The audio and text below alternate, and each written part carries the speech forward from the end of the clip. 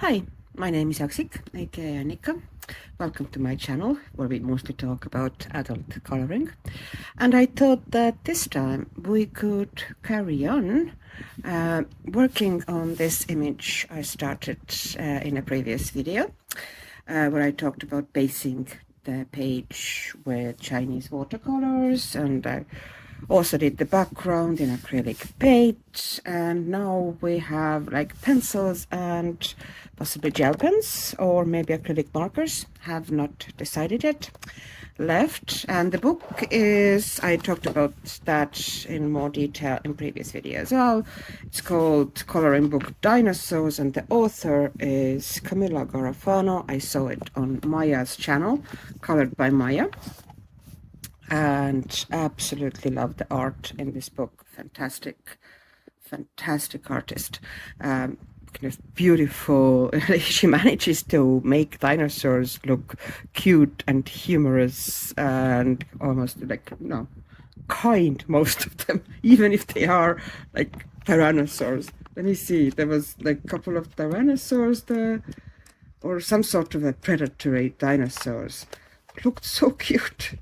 Oh, there you are. Look at them.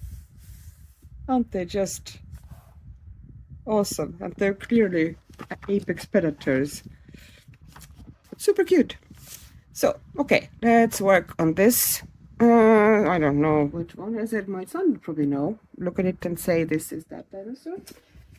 And I probably used to have better knowledge when I was still playing kind of like different dinosaur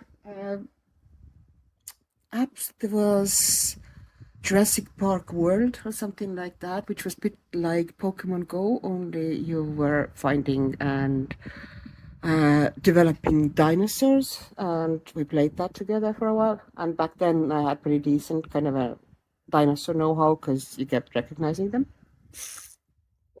Sorry, that was water. I'm kind of thirsty tonight, so you're gonna hear that sound pretty often. So, what pencils? Okie doke. Since I have next to me at the moment the Castle or Harmonious and Pasteltints, I thought I'm going to use most of these.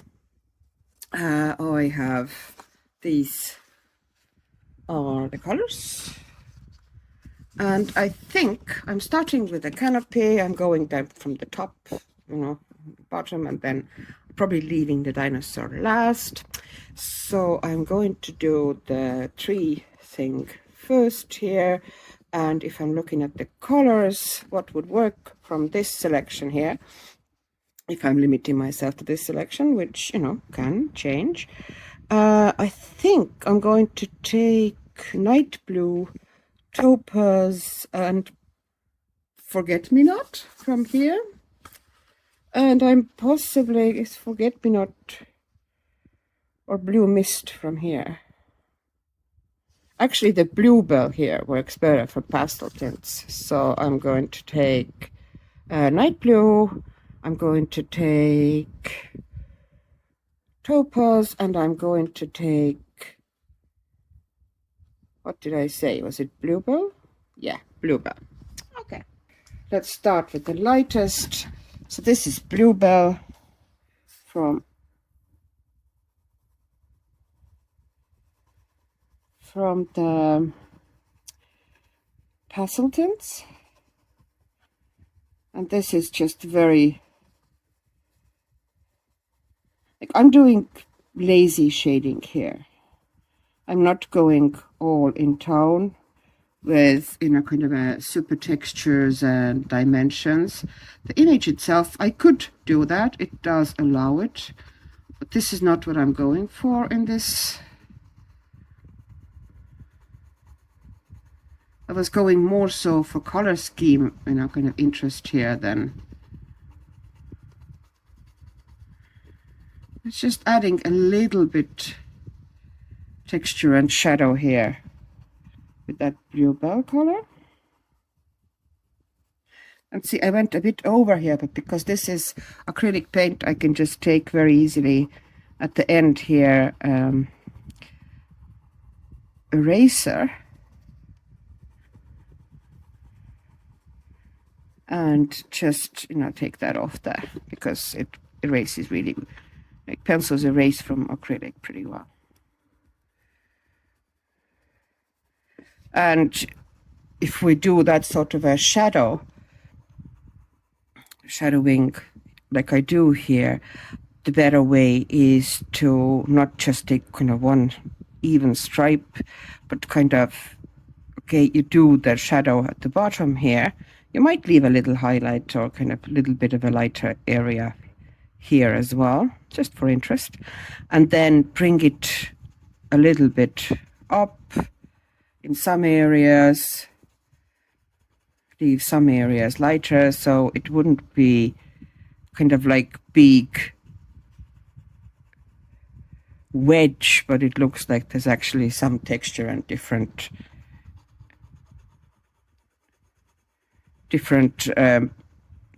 areas or bits there which throw more or less shadow.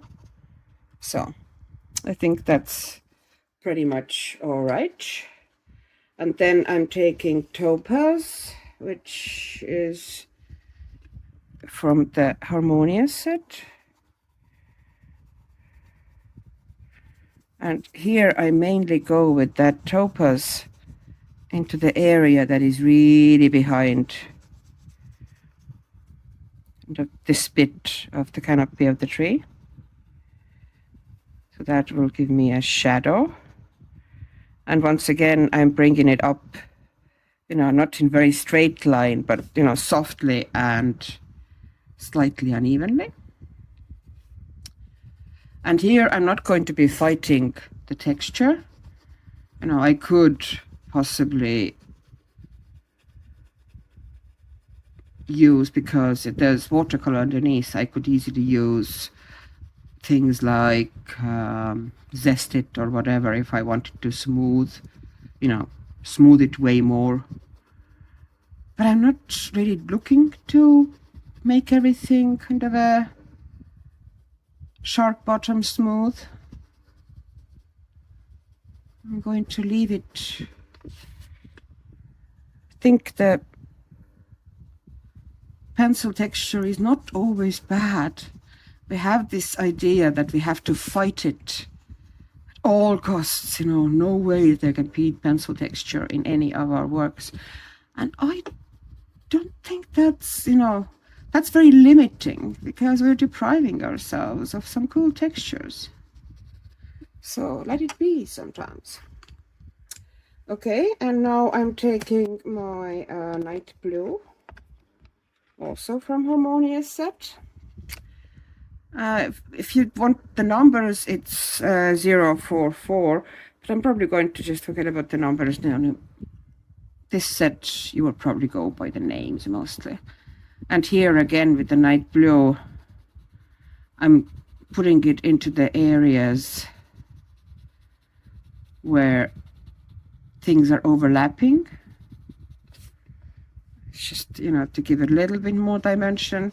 And you can see I'm not going overboard. I'm not doing heavy and involved shading here. Just adding some extra dimension.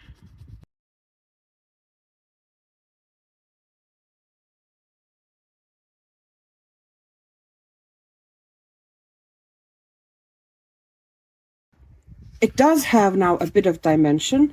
I thought about putting tiny bit of the topaz here as well. Just super gentle touch, just to add a bit of extra interest. Wait a second, I'm going to put the light on here, different light on, so you can maybe see better. Possibly. If I wasn't. Once again, being very gentle, holding the pencil from kind of far away, like this, so I can't put heavy pressure on it. And I'm not fighting the texture of the pencil. It does not always have to be super smooth out. Especially in the areas which kind of should, like, tree canopies are not shiny and, evenly shaped. and smooth. You know, this is the effect you would get if you smooth out all the texture. Just, you know, leave some texture in.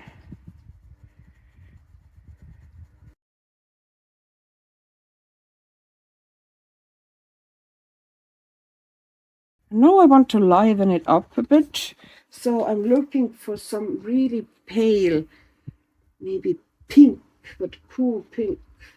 Okay, so and you see, I'm going to swatch it out kind of in front of you, so instead of having to follow exactly what I am doing, which, you know, isn't really a great philosophy. You should be able to take any set of yours and you know, pull out pencils from there. So this is Jelly Bean from Pasteltint,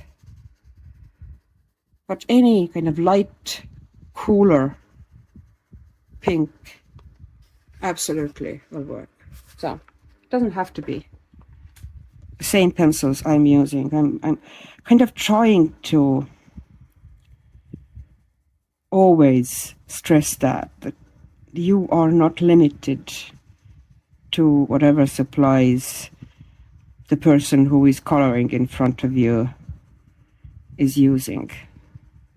And they don't have to be exactly, you know, totally and only and exactly the same colors either. Okay, and I'm just dropping that pink in a couple of areas, just for a bit of interest, you know, so it wouldn't be so uniform and bland, that bend. So I'm just putting one tiny bit here, tiny bit there. I'm going to possibly drop it here in this bit as well. Just leave it here, and maybe here underneath, tiny bit. And I'm going to drop it here as well.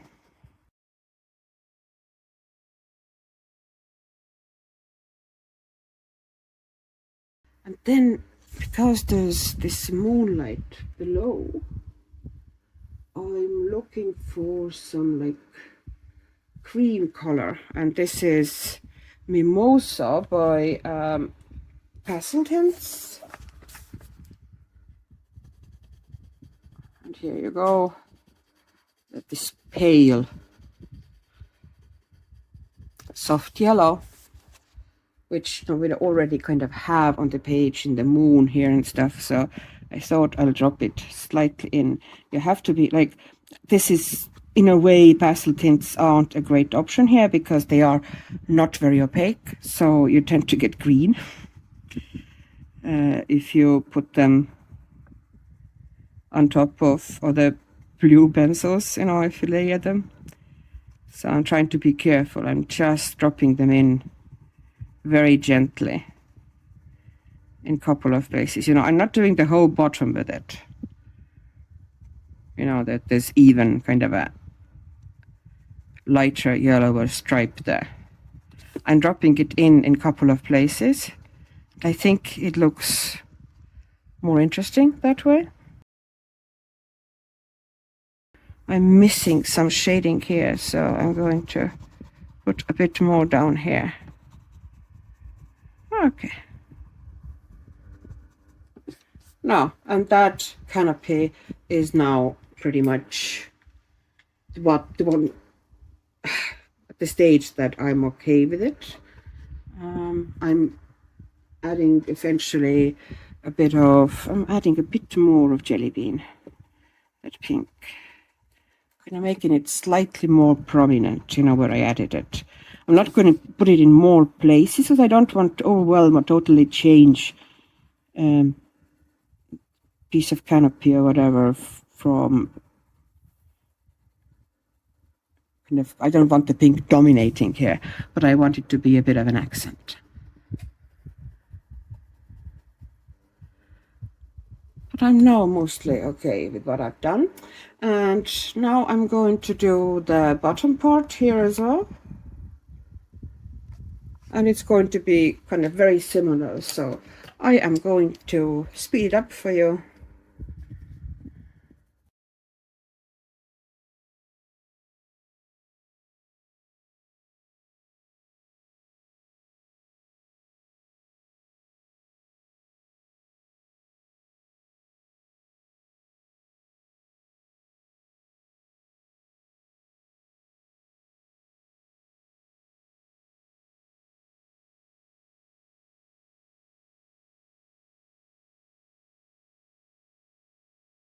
The tree trunk is a bit of a challenge because in Harmonious pencil sets, that color, that kind of a warm reddish brown, doesn't really play very well. It doesn't really exist.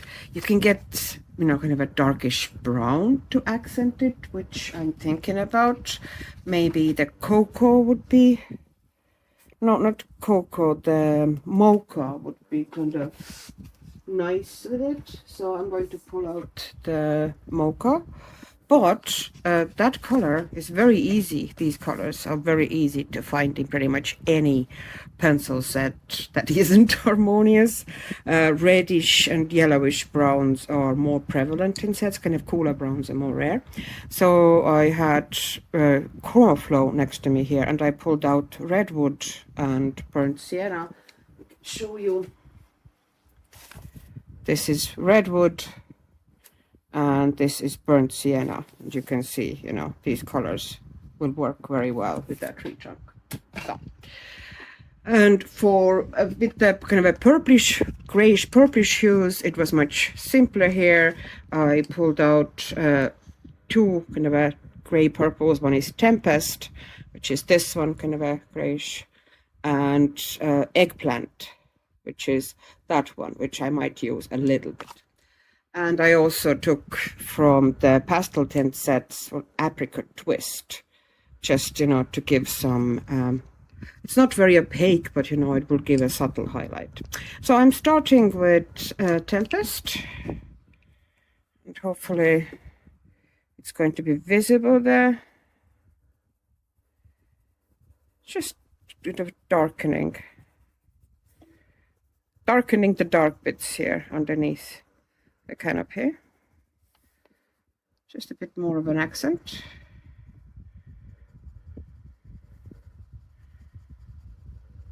And once again, I'm not going for super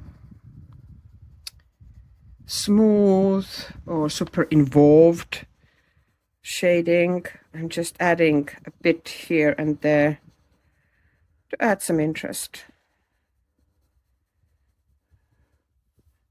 I mostly want to just let the fairly limited color scheme here do its job, and, you know, kind of not overdo it with pencil shading.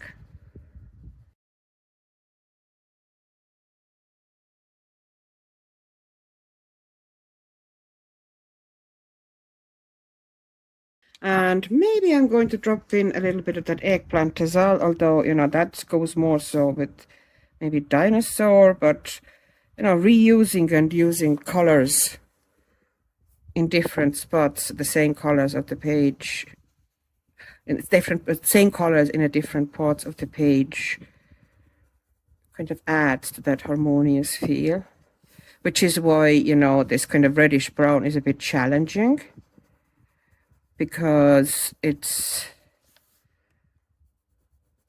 so different, you know, in its tonality from all the other colors here.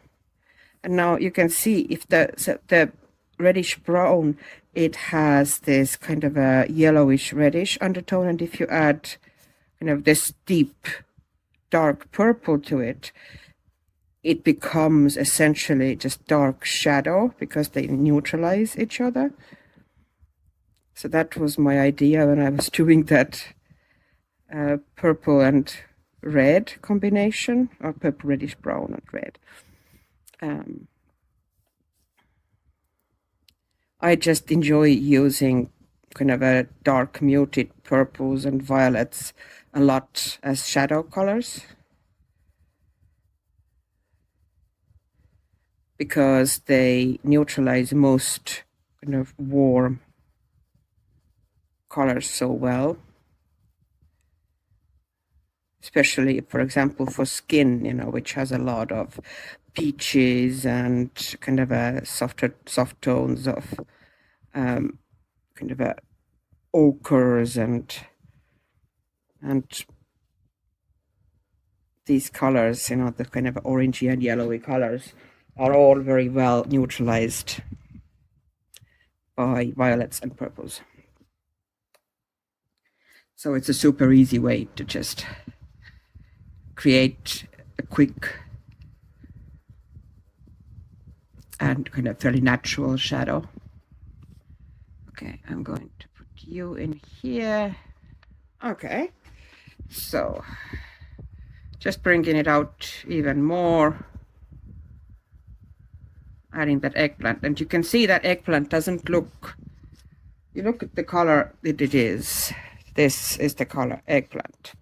Now it looks like it's a fairly bright and strong violet purple, a deep violet here, and putting it down here, look how neutral it looks. And that's because it has this very warm brown underneath with reddish / yellowish orangish undertones. So essentially I'm just creating a shadow, and very natural looking shadow. Sorry, I don't know what that was. Just random cough for no reason. I don't really have a cough. My mouth is so dry. I apologize if my slurping is working on your nerves, but I just need to drink. It's been really busy at work lately, and I get home and I have this plan that, oh, you know, after I feed the fam and eat myself, I'm going to come upstairs right away and, you know, get some more coloring time in. Maybe today it'll happen. And then I sit down for a moment, then I just fall asleep.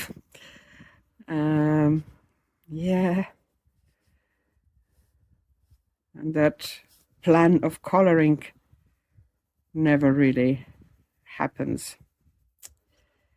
So what I'm doing here also with adding a fair bit of this purple is that, you know, obviously that tree is very, very warm compared to everything else here on the page. And I still want some of that warmth. I don't want to totally kill it, but I want to cool it down and kind of complicate it a bit. So that's a lot of what I'm doing here. Just giving it kind of more neutral shadows. And once again, you know, when I'm putting down shadows like this, I'm doing fairly strong shadow next to the line, and then I'm softening the edge, and then I'm bringing it randomly up in some areas, not everywhere. And that gives a bit better effect than just having, you know, even shadow running next to this kind of a groove or line here.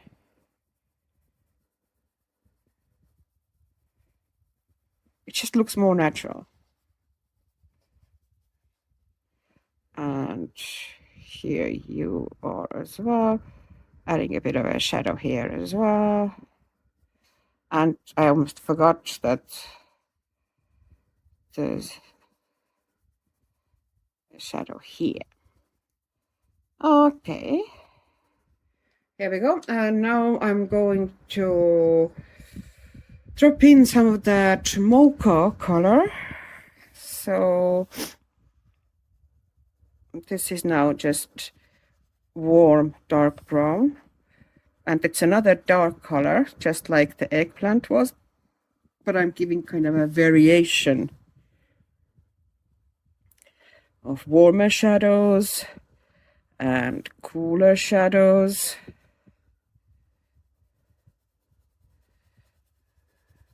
So I want, you know, some shadow now to go down this side of the tree. I'm not sure if I'm going to put much of a texture into that tree trunk. Maybe a little bit, you know, run a little like bark grooves like this. And making sure that I don't make them, you know, like stripes that are running very close and very perpendicular each other and have the same weight all through. So I'm making them a bit stronger in some places.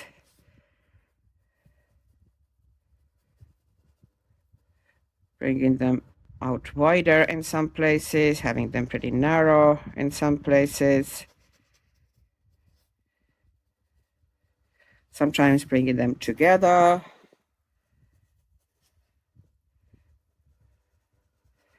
So I'm doing once again the side here, bringing a little bit up, but keeping it tight here.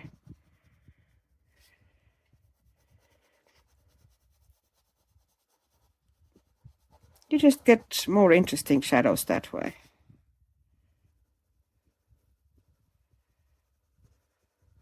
Also, yes, you could just take kind of gradient, you know, that traditional gradient, pretty much, you know, different weights of the same color, essentially. And I do that occasionally as well, but I often prefer to just play slightly different shades, but play with their values. Essentially, you can get anything to blend. You know, it doesn't have to be exactly kind of the same color. If you kind of play a little bit, you see that you can essentially get interesting blends with pretty much anything. I'm just throwing in some bit of a texture lines here.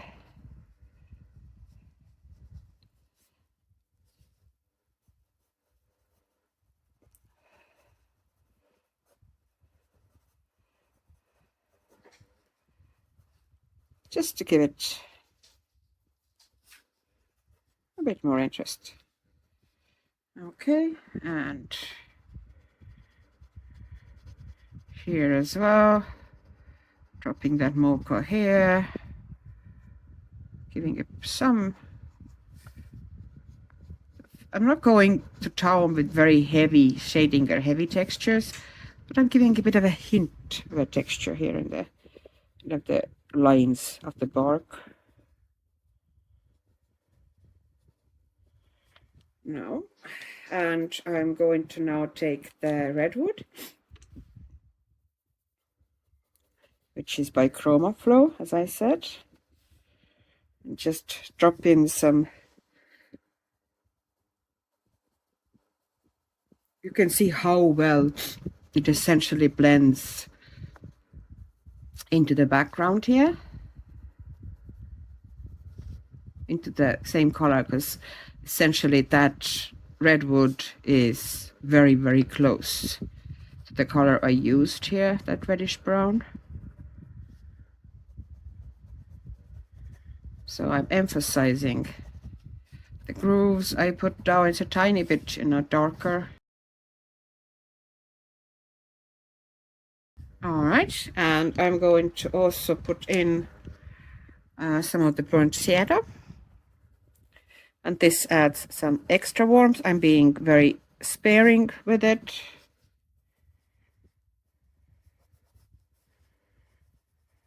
But I'm also putting some of it, you know, kind of where I made really kind of a purplish dark shadows.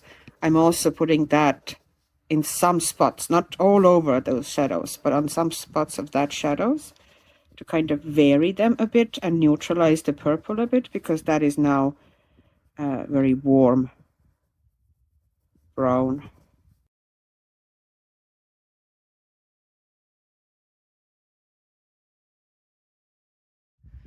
For the dinosaur main body, I decided to go with Inky Blue by Harmonious.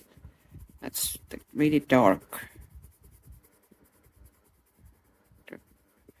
grayish violet. And I also will add some Tempest, which is fairly neutral, also violet leaning gray that I already used in the tree as well. So we're kind of tying things together. And I will add, you know, probably some little bit of a color variations in that body as well. But we're starting with kind of a deeper shadows. So are we going to get closer?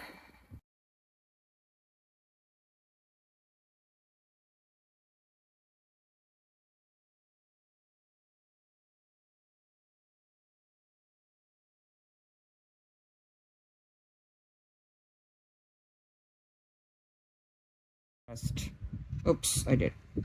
I'm not showing you what I'm doing. I'm just telling you what I'm doing. That's not very useful. See, I'm making those clothes dark. So instead of trying to shade those really narrow areas, which would have also, you know, because there's such a strong black line, you know, either there would be black line or I would put some color into it and it wouldn't look great. Now they just look nice contrast between the fairly light bit of ground and the claw, and they really stand out. So I think that worked here better. Okay, and here.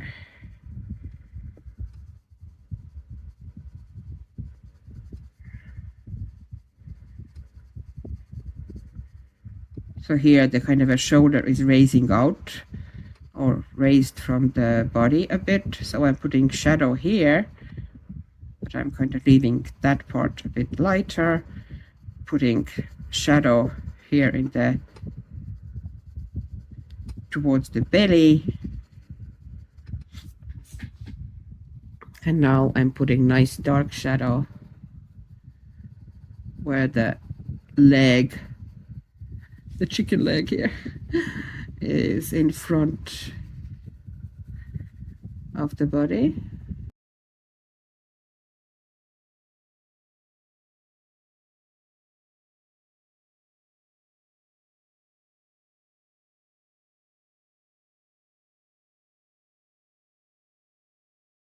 And maybe here in this bit. Okay, and maybe here in this bit. It's just, you know, kind of look at how the shapes and lines move and what the actual shape of the limb or part of the animal would be. And I think in little bumps and kind of almost like tiny spheres and half spheres, and how, you know, this is kind of a bump here, so underneath this there's probably bone here which is pretty, you know, strongly protruding, so underneath it would be a little shadow and so on, you know, just kind of follow how the line works. It's kind of hard to explain. It's something that you eventually just do naturally. You look at the shapes and you work with them, because every dinosaur, or not every dinosaur, every creature, everything in nature is pretty much, you know, you can break them down to essentially kind of different shapes, ovals and circles and, you know, sometimes rectangles, sometimes you know, triangles, you know, but if you go by 3D, so essentially, you know, this is an oval, this is a circle here, so I'm just shadow underneath here, this is an oval, this is an oval. It just, you know, if you break everything that you color into essentially small pieces,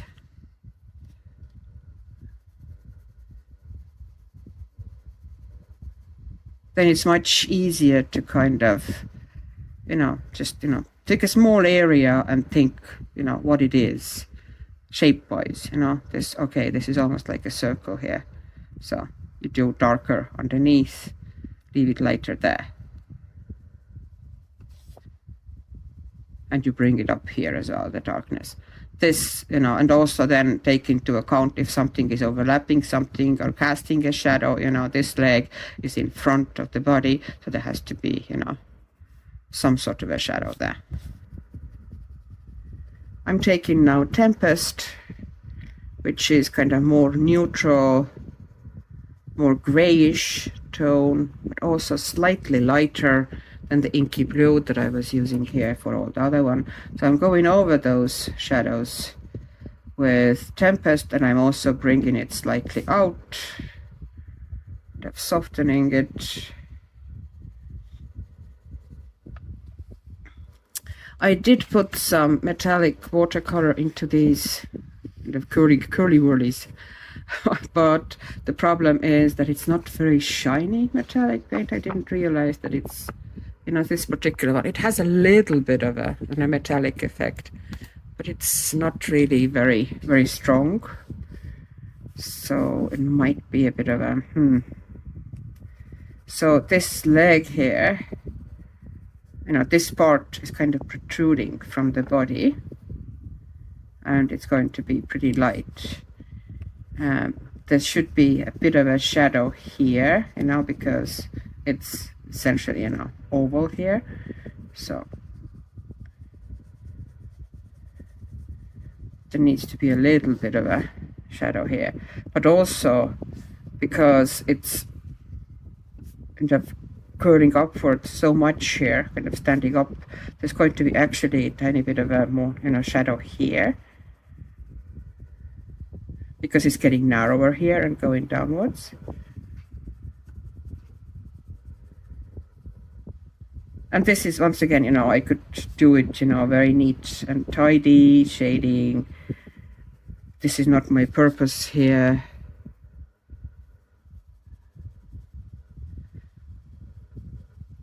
And, you know, it's a lizard, it's a dinosaur, its skin is going to have texture, and maybe I'm better off giving it some.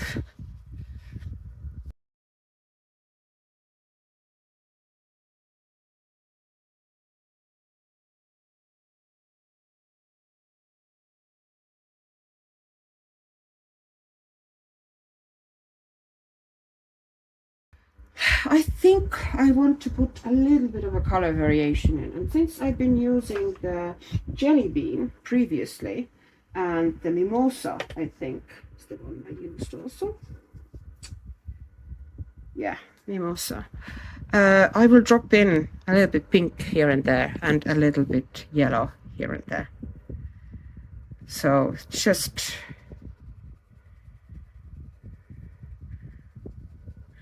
and here the problem of, you know, that the Castle Art pastel tints, they are not opaque. They are, you know, very much kind of a like layering pencil. They have also this fairly waxy feel, and they are not my favorite pastel pencils by any means. But, you know, they're not bad as such. But I prefer Brutfuner ones. I've heard absolutely opposite opinions. But what I definitely will say, you know, they're not exactly bad. You know, it depends what your preferences are, but they are overpriced. Absolutely and totally overpriced. So I'm just dropping mimosa. Sorry, not jelly bean into those. A little bit here and there, just to liven it a bit, so it wouldn't be so dead gray.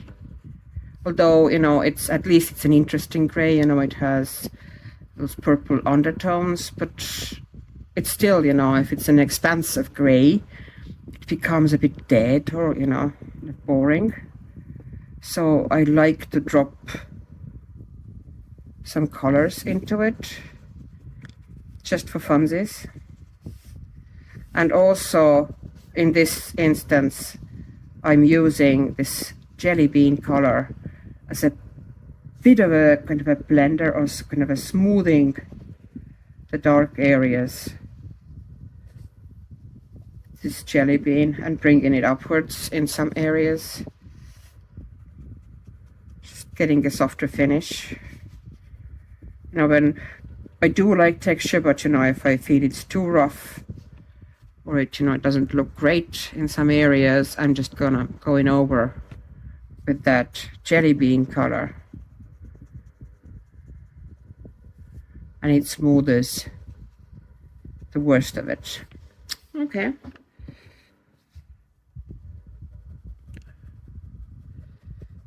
And I'm bringing in, because it's fairly light and the body is fairly dark, a color called Camilla, which is also from Pasteltints, and it's a bit kind of a darker version. It's slightly warmer than the jelly bean. So here's jelly bean. This one is Camilla. So it's slightly warmer. I would prefer, actually, if it wasn't, I'd prefer cooler pink, but hey, we're fine. And it's, of course, you know, darker in value.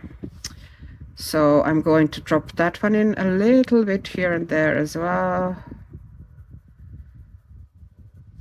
But, you know, once again, we're being sparing with it. You know, I'm not going nuts, but I am giving the gray of the dinosaur of more alive undertones, and it doesn't look so kind of a mottled, deep, dead skin anymore.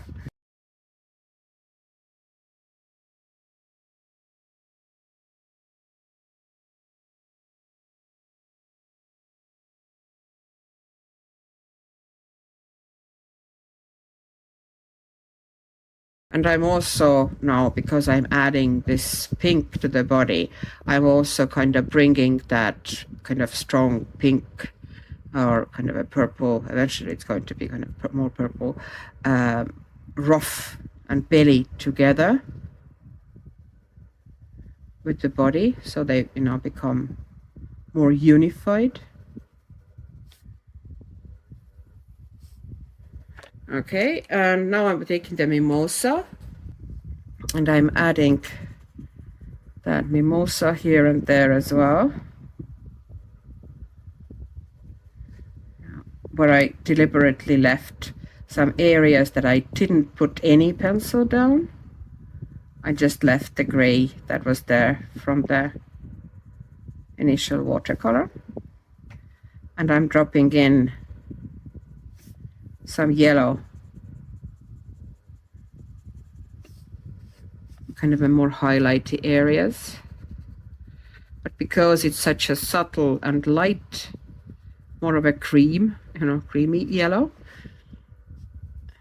it's, you know, very understated, and also wakes up the dinosaur quite a bit. You can see kind of how it just, you know, just adding that tiny bit of really pale. And it doesn't have to be, of course, pastel tint, you know, most of sets would have this pale, soft, more muted yellow. Like this yellow is more of a like soft butter color than kind of vibrant yellow. Here it is. It's a really subtle and light, creamy yellow.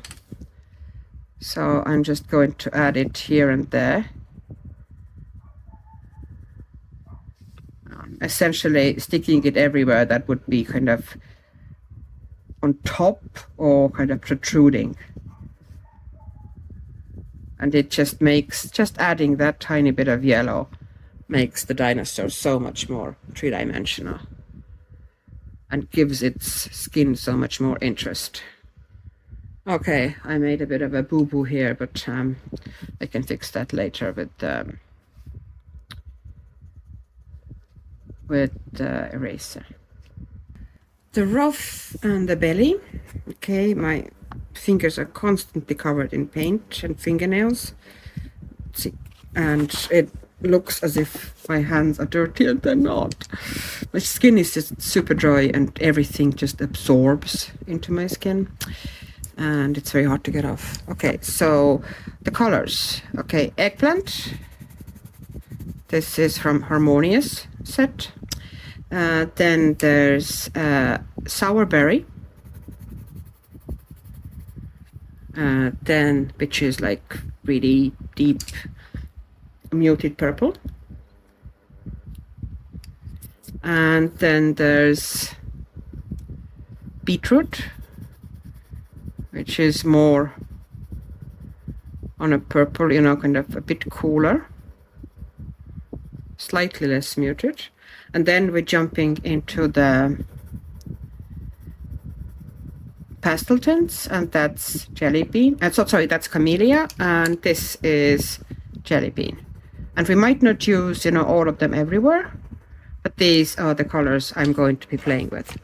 Okay, and let's go for the rough then. So first I'm going to take the darkest color here, which is the eggplant. Cover your ears. I wanted it sharp here. And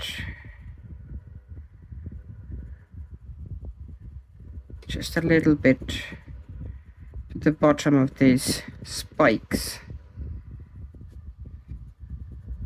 Because they're so small, we have to be careful. And a bit for underneath the chin here. And I do have some metallic paint already down, but I have to say that it's not very shiny, so I'm just going to try and put some shading onto that as well.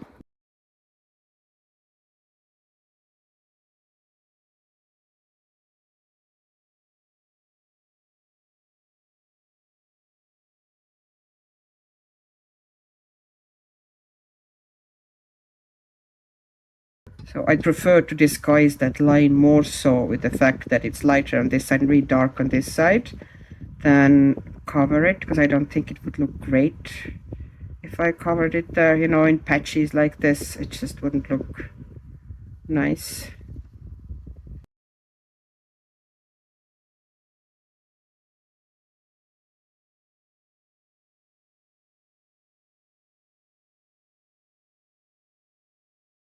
And now I'm taking the sour berry.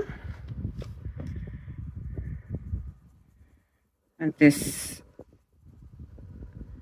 I'm going to emphasize the darkness, putting nice shadows in with it, sticking it into those spikes here as well, but being very sparing because we don't want to totally darken them. We're just going to lose the color altogether. And I have to be very careful now that metallic watercolor wants to flake off big time. Like it's asking to flake off.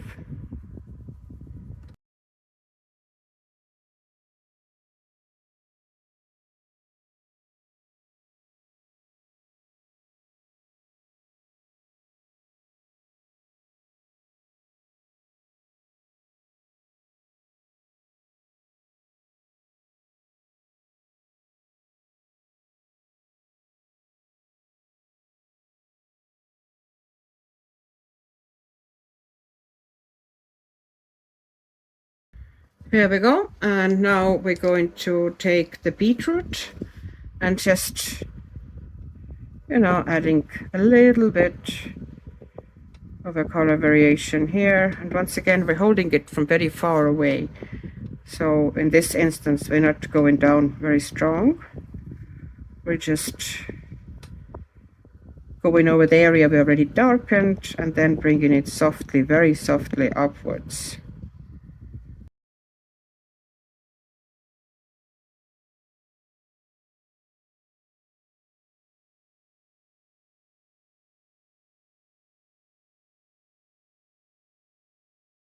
And now I'm going to jump, and this is going to be now a big jump, but there's already other color underneath as well that helps, of course.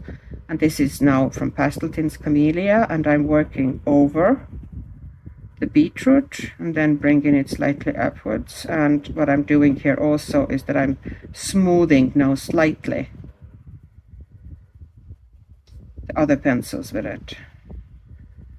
So I'm going over the whole pencil area with Camilla, and then bringing it very gently upwards.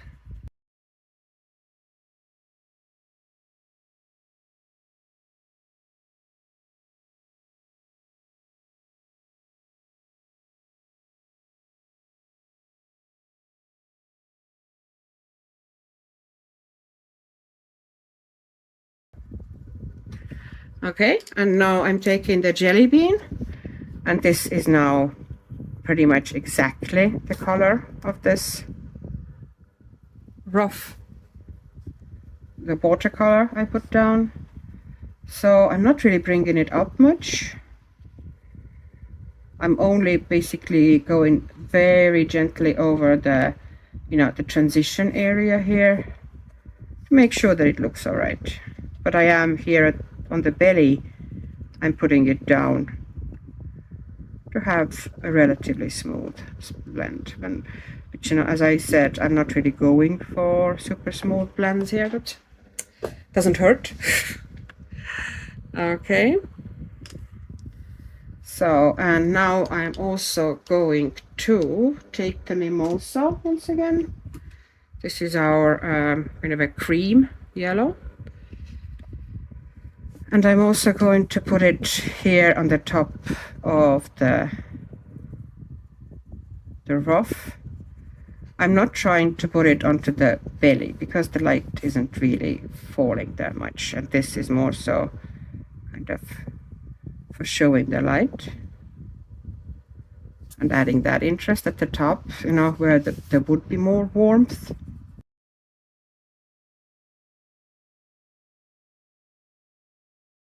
So I'm just taking off, you know, where I've gone into the acrylic with the pencil.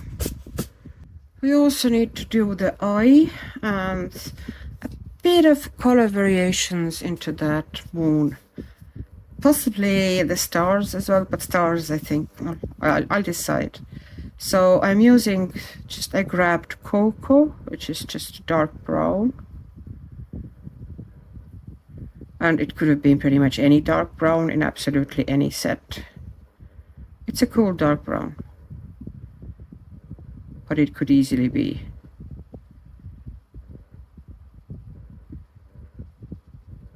pretty much anything. So I'm going to put some shadow like this, the bottom and sides of the eye, and leaving kind of like a gap at the top. And now I'm grabbing these two pencils that I had for the tree trunk here. So it's the Redwood by Chromoflow, which I had out anyway. Okay, I need to, sorry about the noise. It needs to be pretty sharp. And I'm bringing that, you know, going over that dark area with it and bringing it slightly inwards and upwards. And this is now way softer pencil, of course. But I'm trying to leave quite a bit of that yellow area there as well. And then I'm grabbing from Pasteltint. Let me see what I'm going to take. I'm going to take called Saffron. Sorry about the noise. Okay. And I'm going to go over it, and I'm going to bring it into the yellow, softening it all up. And now, because I put fairly opaque paint everywhere, you know, this iris here, the pupil, sorry, not iris, the pupil here is quite gray and muted, but we want it pretty strong. So what I'm going to do is that I'm taking just black Posca, and I'm going to put that pupil back. I might even make it a bit larger. Okay, and I'm leaving it to dry, and then after it's dry, I'm going to put a bit of a white highlight in there as well. And now the moon and the stars. I'm not sure the stars really need anything, but I'll decide as I go. So I'm going to put maybe a tiny bit of a pink in the moon.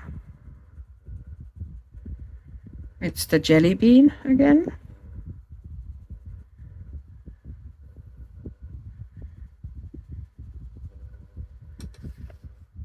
Just to add some interest and variation. And kind of give it a shape as well. You know, it's all very stylized here. So maybe give a tiny bit of a feeling that it's slightly rounded. But I'm not going to go overboard with it. Okay. And adding Camilla as well. And you can see I'm using the colors. I'm trying to use colors that I've already used. And why I'm using pinks instead of, let's say, oranges or, you know, ochres here. Firstly, it's a transparent pencil. So if I put pink on top of the bright yellow like this, I am going to get orangish colors. Okay, it doesn't look pink, as you can see, and it just gives a bit of more interesting, and in this instance more harmonious result. So just darkening tiny bit, you know, giving it a bit more strength to that line. And the stars as well, I'm just going to put like tiny bit in, just dropping in very small bit of pink, but this is going to be pretty much gone. And I'm also going to take that saffron now and making sure that the stars are nice and bright. So I'm putting the saffron into the whole star bodies. And stars I'm definitely going to outline with gel pens. I'm probably going to put a fair bit of gel pen here. When I'm working with gel pens, or you know, anything covering the line out, really, I tend to work from back to the front, so things would overlap better, and you wouldn't have kind of weird sharp edges. Here, this is kind of a like soft yellow.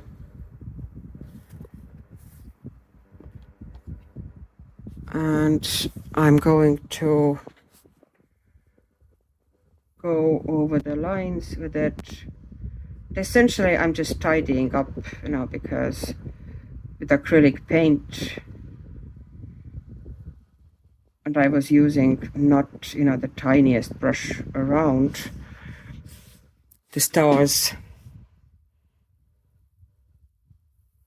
became, you know, they're kind of deliberately drawn wonky, and I want to preserve that.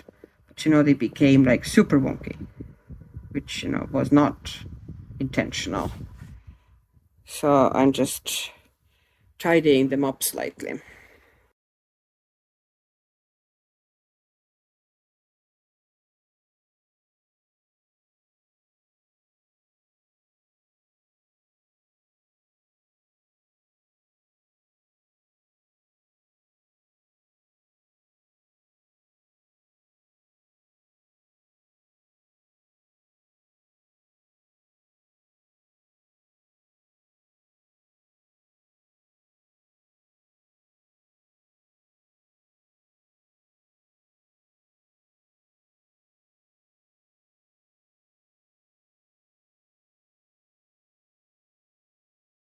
And now what I'm going to do is that I'm going to add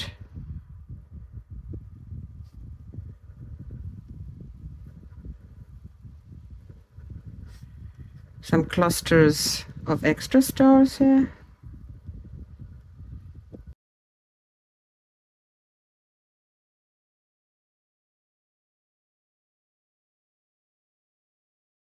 We have the stars now.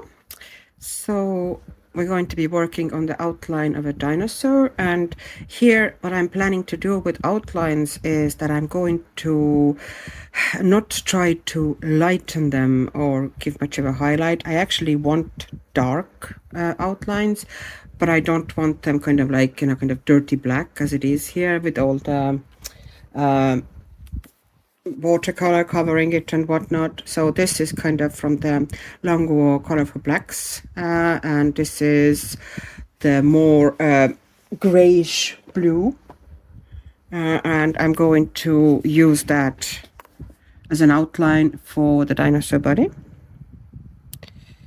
So essentially I'm going over the lines with it, and I don't know if you can see how it instantly lifts the image.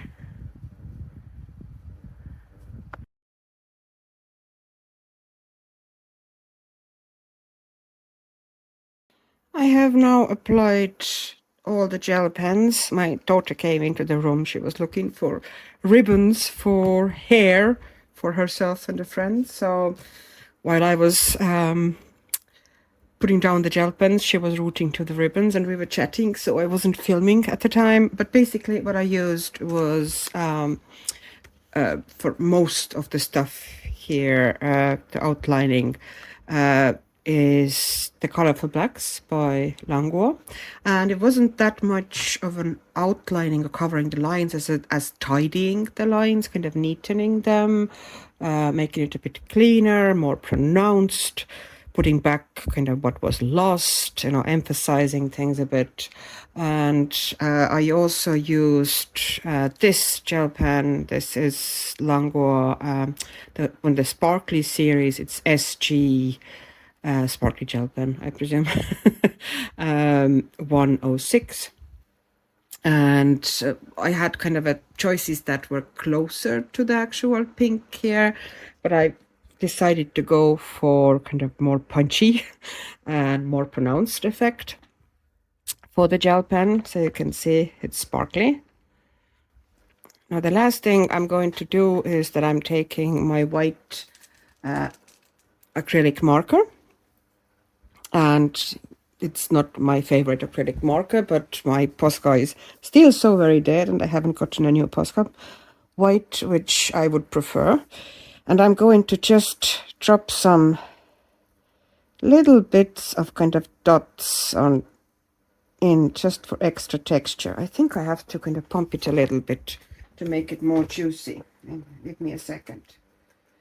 Okay, it was a bit... I think this one is getting empty as well. This is kind of depressing. The situation with acrylic pens at the moment isn't the best. Just kind of adding them for interest, because otherwise those big, fairly flat surfaces can become a bit boring. Just, you know, that's something. I chose to go with white because it would really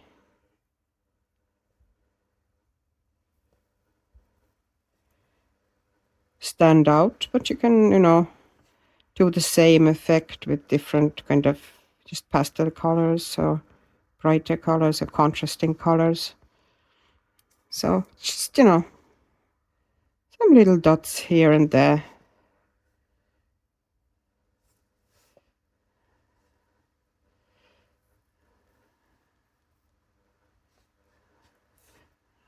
More in the moon. I put some in there already, but I'm going to add a bit of extra. I put some yellow, light yellow gel pen on top of her kind of a spiky things on her head, or his, whatever, doesn't really matter. Yeah, I'm just sticking those dots wherever I feel like it. They might look cute.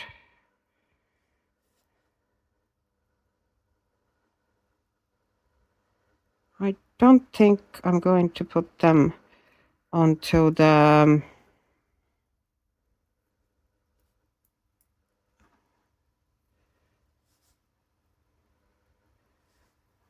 not sure if I'm going to put them onto those stripes. Possibly not. You know, keep it out from somewhere. But definitely here in this the so-called ground.